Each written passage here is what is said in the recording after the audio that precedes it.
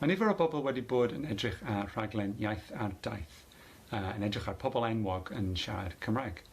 Ond dwi eisiau edrych ar taith gwahanol, fel bod iaith yn datblygu ac yn esblygu dros miloedd o flynyddoedd. Ar dechrau dynol rhyw, dim ond un iaith oedd yna, ond erbyn hyn mae dros 7,000 o ieithoedd yn y byd. Mae rhai ohonyn nhw, fel Saesneg a Mandarin a Sbaeneg, yn cael eu siarad gan miliynau o bobl.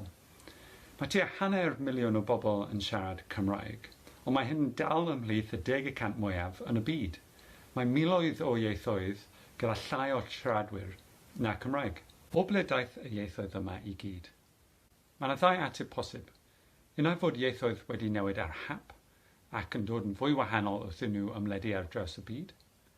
Neu efallai bod ieithoedd wedi addasu i'w amgylchfeydd penodol, ychydig bach fel bod anifeiliaid neu planhigion yn wneud. Gad i ni edrych ar esiampl o un gair penodol.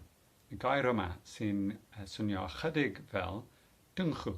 Dyma gair oedd yn cael ei siarad gan grŵp o bobl oedd yn byw mewn dwyrain Ewrop tua 9,000 o flynyddoedd yn ôl.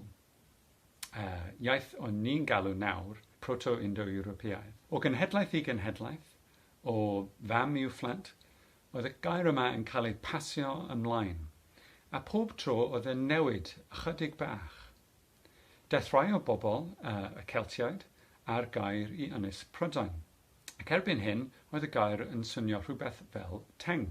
Dros y blynyddoedd nesaf, dros miloedd o flynyddoedd, oedd y gair yma yn newid eto i rhywbeth fel tawot, a wedyn y gair dyn ni'n defnyddio heddiw, tafod. Ond oedd pobl arall yn Ewrop hefyd. Oedd rhai o'r pobl yn cymryd y gair a newid dyngcha i dingwa, a wedyn lingwa, a dyma'r gair cyfoes mewn Eidaleg heddiw. Fe wnaeth siaradwyr hen Saesneg cymryd y gair, a newid e i rhywbeth fel tynchon, a wedyn tynga, a wedyn tyng.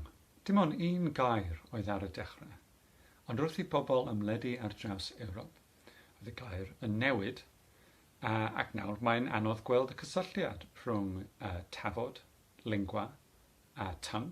Ynaeth hyn digwydd i'r geiriau eraill hefyd nes i ieithoedd newydd cael eu creu.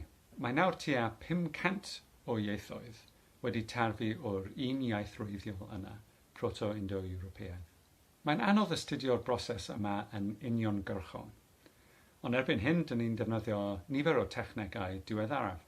Dyn ni'n defnyddio yr un rhaglenni cyfrifiadurol y mae biolegwyr geneteg yn defnyddio, a ni'n hefyd yn rhedeg arbrofion fel seicolegwyr. Dyma esiampl un arbrawf sy'n ceisio creu simulation o esblygiediaeth. Mae rhywun yn dod mewn i'r laboratory a dyn ni'n dysgu nhw iaith bach artiffisial. Mae rhaid i nhw dysgu rhywun arall, ail person, yr un iaith. A wedyn mae'r ail person yn gorfod dysgu iaith i trydydd person, ac yn y blaen. Fel hyn, ni'n gallu gweld fel bod y iaith yn newid dros amser. Ac oherwydd bod y simulation yma mewn laboratory, ni'n gallu gweld fel bod y iaith yn newid o dan amodau gwahanol. Ac rydyn ni wedi darganfod proses newydd, proses o addasiad. Dros amser, mae'r geiriau bach yma wedi newid i ddod yn fwy effeithlon a gyda fwy o strwythur. Felly dyma damcaniaeth. Bydd ieithoedd go iawn hefyd wedi addasu i'w amgylchfeydd, i diwylliant y pobl sy'n siarad iaith, ac i'r syniadau maen nhw'n ffindio'n bwysig. Efallai gallwn ni rhagfynegu fel bydd iaith yn swnio, a rhan o fy swyddi yw edrych am tystiolaeth bod ieithoedd wedi addasu yn y modd yma. Y pwynt pwysig yw hyn. Os yw rhywbeth yn bwysig i siaradwyr, bydd y iaith yn newid mwyn galluogi nhw i mynegu y syniadau yna. Pan dyn ni'n clywed iaith arall, mae'n hawdd meddwl bod yn swnio yn dwp neu yn ddoniol, neu hyd yn oed yn frawychus. A mae hefyd yn hawdd meddwl bod ieithoedd mawr y byd, fel Saesneg, yn rhywsut well na ieithoedd bach y byd. Ond mae ffordd mwy deallus o meddwl am hyn. Mae pob iaith wedi addasu i anghenion ei siaradwyr penodol, i amgylchfeydd penodol. Dros miloedd o flynyddoedd, mae'r iaith wedi newid mwyn gweini pobl arbennig. Dyma rhai geiriau unigryw yng Nghymraeg. Gallwn ni ystyried nhw fel addesiadau i anghenion pobl Cymru. Mae gan pob iaith geiriau arbennig fel hyn sy'n adlewyrchu eu hanes a diwylliant y pobl sy'n siarad ei iaith. Os ydych chi'n meddwl bod iaith yn rhywbeth sefydlog a thragwyddol, mae'n hawdd meddwl bod siarad yn wahanol, yr un peth a siarad yn anghywir. Ond i fi mae astudio iaith yn dysgu fel arall. Mae gwahaniaethau rhwng ieithoedd yn rhywbeth i'w lawennu ynddo, nid rhywbeth i'w ofni. Beth yw hyn yn awgrymu am dyfodoliaeth? Mae rhai pobl yn cwyno bod iaith yn mynd yn waeth, bod pobl ifanc ddim yn medru siarad yn glir neu yn gywir. A fydd iaith yn mynd yn waith nes iddo dirywio'n llwyr? Wel, i fi, mae syniad o dirwyiad iaith ddim really yn gwneud synnwyr.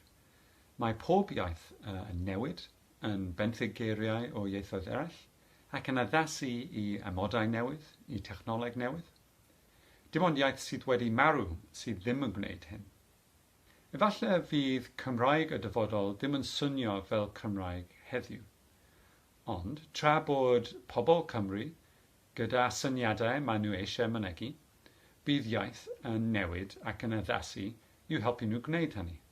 Eich iaith chi yw Cymraeg, chi sy'n penderfynu fel bydd e'n swnio yn y dyfodol.